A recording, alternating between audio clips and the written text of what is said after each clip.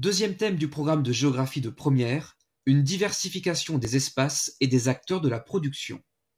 Le premier thème de l'année interrogeait les évolutions, les fonctions et la hiérarchie des métropoles. Ce deuxième thème rappelle que la mise en relation des différentes régions du monde entre elles, ce que l'on appelle la mondialisation, est toujours plus dense et plus complexe. C'est particulièrement vrai dans tout ce qui touche à la création de richesses, désignées dans ce thème sous le terme de production. Cette mondialisation recompose donc les espaces et fait intervenir toujours plus d'acteurs en les mettant en relation, mais aussi en concurrence. Notre problématique cherchera à comprendre comment et autour de qui s'organise la production des biens et des services. Première partie, la mise en concurrence d'acteurs économiques et d'espaces attractifs à l'échelle mondiale. Il y a 3 idées majeures à retenir pour cette partie. D'abord, que les espaces de production sont en recomposition, c'est-à-dire en transformation. La production mondiale est contrôlée par les grandes puissances occidentales, Europe de l'Ouest, États-Unis, Japon, mais elles sont de plus en plus concurrencées par les pays émergents, notamment le groupe des BRICS, Brésil, Russie, Inde, Chine, Afrique du Sud. Toutefois, grâce à leurs universités prestigieuses et la coopération entre les pays, mais aussi de gros investissements dans la recherche et développement, le R&D, les domaines de haute technologie comme l'aérospatiale ou l'aviation restent l'apanage des puissances occidentales. Depuis 1990, les échanges ont été multipliés par 3,5. Ces échanges, que l'on représente par des flèches sur une carte pour symboliser le mouvement, sont appelés des flux en géographie. Ces flux ne concernent pas que les biens matériels. Les flux immatériels, ainsi appelés parce qu'ils sont invisibles, sont également de plus en plus nombreux. On parle ici des échanges monétaires entre banques ou entre places boursières, ou encore des investissements directs à l'étranger qui concernent surtout les pays développés et de plus en plus les pays émergents. Les flux sont donc plus nombreux et plus complexes. Concrètement, sur une carte, on représente de plus en plus de flèches entre de plus en plus de pays lorsque l'on veut montrer les échanges. Les espaces de production sont en mutation et de plus en plus dispersés. De l'Europe de l'Est, ils se sont déplacés vers l'Asie évidemment, notamment la Chine, l'atelier du monde, qui est aujourd'hui la première puissance industrielle. Mais ces espaces de production concernent de plus en plus l'Afrique, où les coûts de fabrication sont bien moins chers qu'en Asie. C'est pourquoi la Chine investit massivement dans l'économie africaine, ce continent devenant petit à petit un espace de production, se connectant lentement à la mondialisation. Ensuite, de nouveaux acteurs relient les espaces entre eux. Parmi les acteurs majeurs de l'économie mondiale, on retrouve les firmes transnationales, des entreprises présentes dans le monde entier.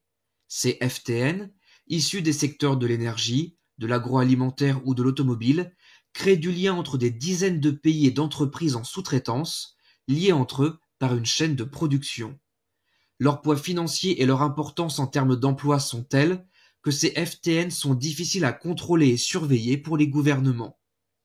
Symbole de leur toute-puissance, les nouveaux acteurs de l'économie numérique, Internet, informatique, télécom, comme les GAFAM américains.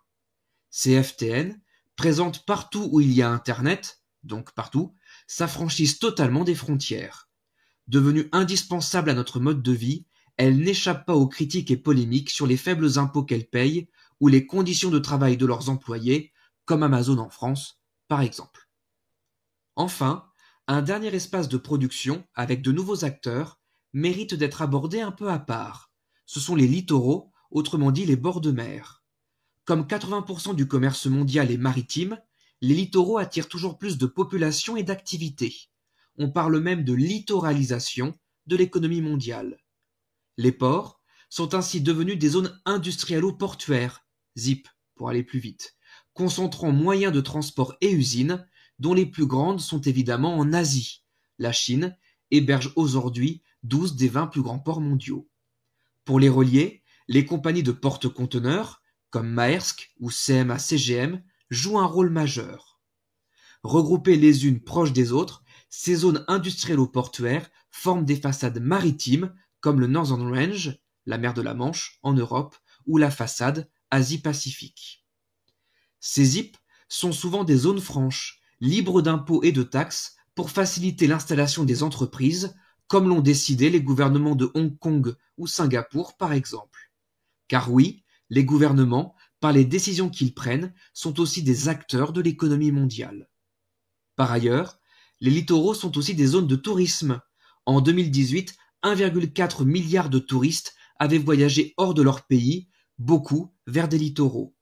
Ces touristes appellent une production de services, des hôtels, des restaurants, des croisières, des espaces de loisirs, qui renforcent encore le poids économique des littoraux, donc la création de richesses.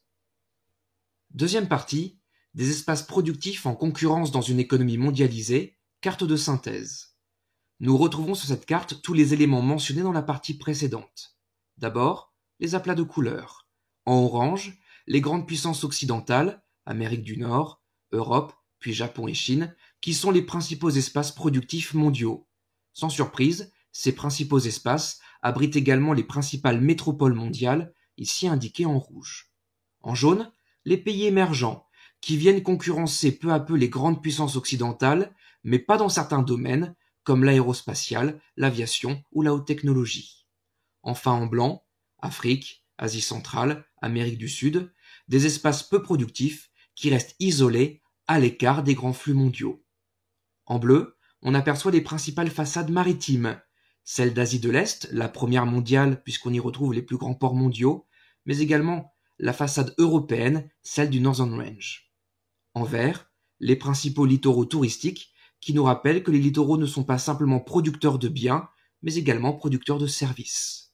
Enfin, dernière chose remarquable, les flèches, qui représentent les déplacements, ou plutôt les flux, de marchandises, de capitaux ou de touristes.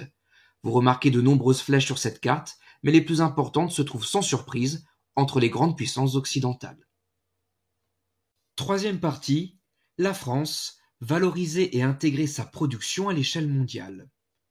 La France est une puissance économique majeure sur les plans européens et mondiaux, s'appuyant sur son agriculture, sa compétitivité dans les domaines de haute technologie, l'aérospatiale notamment, et une situation géographique favorable pour le tourisme, mais également pour la connexion de la France à la Méditerranée ou au Northern Range, la façade maritime européenne. C'est aussi un pays qui connaît une transformation de son économie. Les délocalisations d'entreprises ont accéléré sa désindustrialisation. Logiquement, l'économie française s'est réorientée vers le secteur tertiaire, celui de production de services. On parle de tertiarisation de l'économie.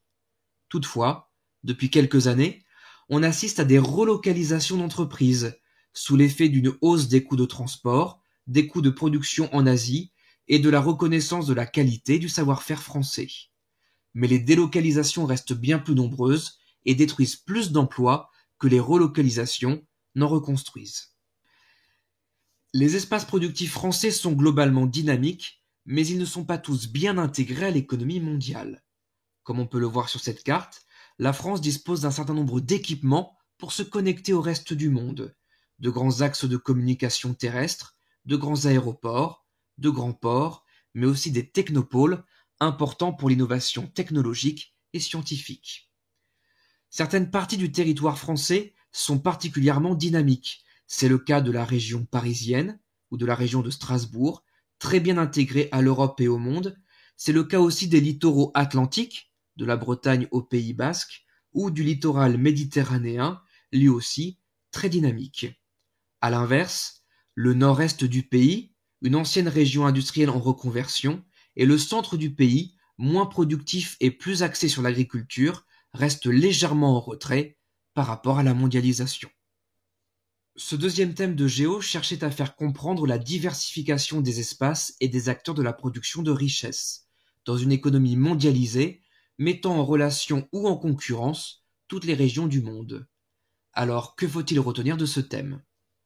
D'abord, que de nouveaux espaces viennent concurrencer les espaces de production traditionnels.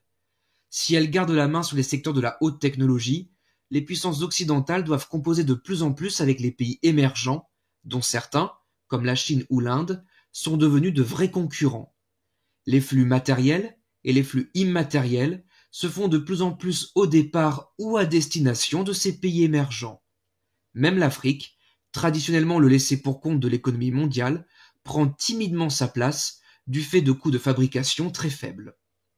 Ensuite, de nouveaux acteurs apparaissent, aux côtés des gouvernements, dont les décisions politiques ont toujours un impact économique, et des firmes transnationales de l'énergie ou de l'agroalimentaire, implantées depuis longtemps dans de nombreux pays. Il faut considérer le poids croissant des acteurs de l'économie numérique, comme les GAFAM, qui s'affranchissent totalement des frontières entre les États. Symbole de cette diversification des espaces productifs, les littoraux, les zones industrielles-portuaires, parfois regroupées au sein de façades maritimes, rappellent l'importance de la production de biens. La forte attractivité des littoraux en matière de tourisme en font aussi des espaces de production de services.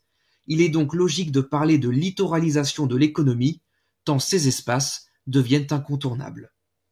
Enfin, la France, 6e puissance mondiale, est bien intégrée à l'économie mondiale. Son climat, sa situation géographique, son agriculture, son savoir-faire technique sont de vrais atouts. Cela n'empêche pas le pays d'être soumis à des délocalisations et une désindustrialisation de son économie ainsi qu'à sa tertiarisation. Mais le territoire français n'est pas uniformément intégré.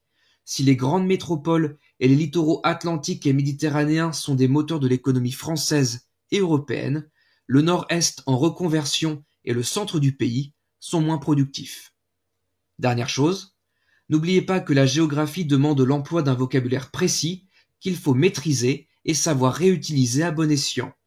Pays émergents, investissements directs étrangers, zones industrielles-portuaires, façades maritimes, économie numérique, fermes transnationales, littoralisation, l'emploi judicieux de ces notions sera largement valorisé lors d'une évaluation.